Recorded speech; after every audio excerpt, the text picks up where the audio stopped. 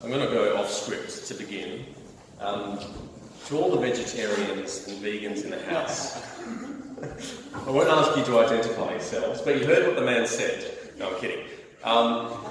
Basically, what's going on there is meat had traditionally been sacrificed in honour of pagan gods and sold in a marketplace. So there were Christians who, for a time, were worrying that by buying this meat, which had always been sacrificed in the name of the pagan god, and eating that meat, they were violating their faith as Jewish Christians. So it's not a blanket statement about vegetarians. It's something quite specific. Anyway, today is a rare day when it comes to Bible readings, because the one we heard from the Hebrew Scriptures, the crossing of the sea during the Exodus from Egypt, but much larger than that, the entire Exodus journey, is the specialist subject of one of our own people, Dr. Deb Hearn, back there.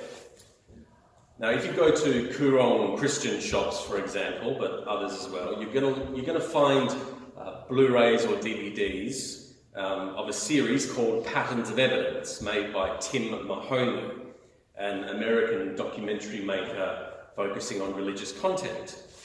And in a couple of the series, titled Red Sea Miracle, Deb is interviewed, mostly in the second part of the series.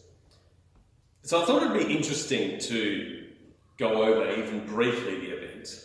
Interesting and, I guess, kind of stupid in hindsight. And anyway. This is one of the most famous and formative events to happen in the Bible.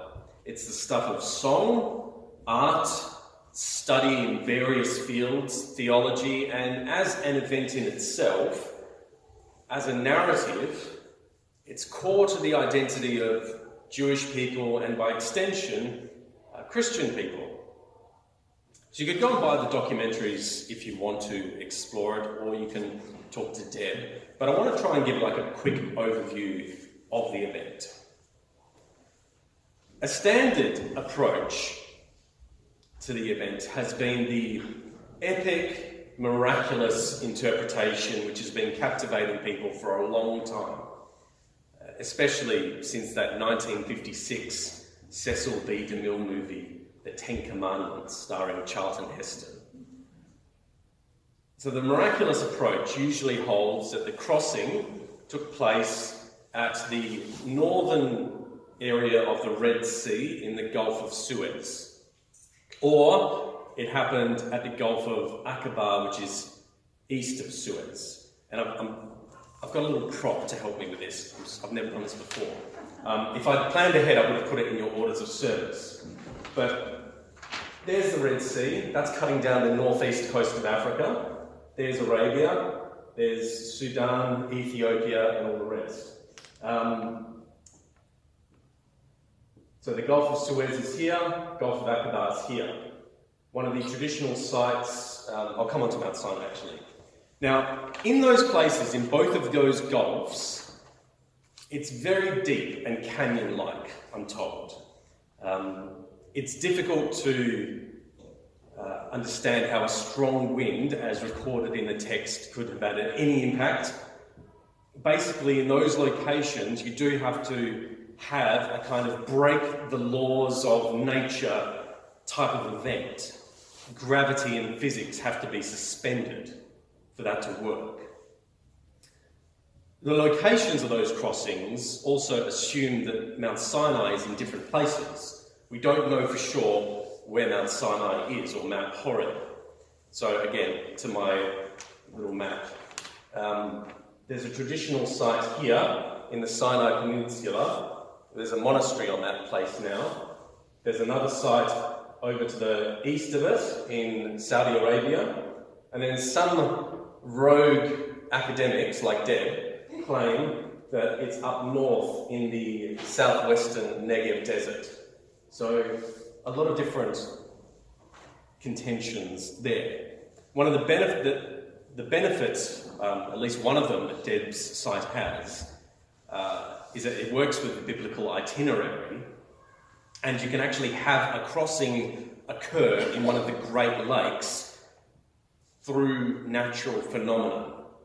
So God works through the natural in an extraordinary way, but not in a way that just breaks reality as such. Now, I have to say, I'm not referencing Deb at this point out of obligation. I don't have to preach on this text, but, I've watched the Patterns of Evidence show, and it's interesting. It's worth taking seriously. And it's kind of remarkable that it's possible that one of our own here has very recently made a novel accounting for the Exodus journey and the location of Mount Sinai, and that the revelation of that will take hold one day as the contribution that she's made becomes known in academia. Time will tell, but that's pretty exciting, I think. Anyway, I've never done that sort of biblical overview before, but this event is core to our faith. What is also deeply instructive in relation to it is the lessons which God teaches Israel afterwards in reflection on the whole experience of slavery and the Exodus. So, for example, Exodus 22:21, "You shall not oppress a stranger, for you were strangers in Egypt." Leviticus 19:34, "The stranger who resides with you shall be to you as the native among you, and you shall love him as yourself, for you were aliens in the land of Egypt." Deuteronomy 10:19, "Show love for the alien, for you were aliens in the land of Egypt." Same book, later on, "You shall not detest an Egyptian, because you are an alien in his land." There are more. The message I get from this is, don't hold this against them, this painful slavery experience. Be forgiving. Let what was done to you be a lesson in how not to treat others. And more than that, frame positively, love strangers and others. So forgiveness is integral to the people's processing of the time in slavery and the Exodus, and for their life to come in the Promised Land. Forgiveness isn't easy though. It's really hard. So to enter into this theme of forgiveness, which transitions nicely from Exodus to the Gospel reading, I tried to imagine who it would be the hardest for me to say those three words to. I forgive you. Who would I find it very, very difficult to say those words to? I forgive you. Just sit for a moment with that question. Is there someone to whom it would be exceedingly difficult for you to address and say, I forgive you?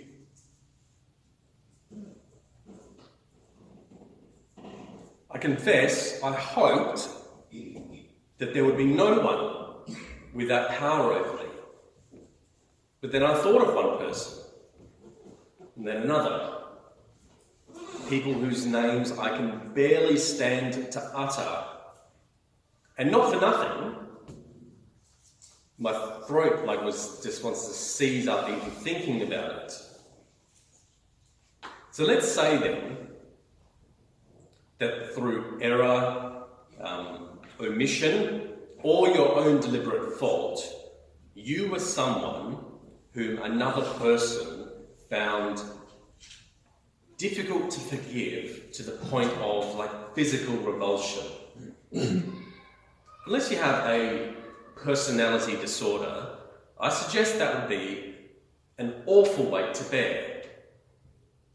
It's a terrible weight to bear, even being on the side of one withholding forgiveness, holding on to that ill feeling.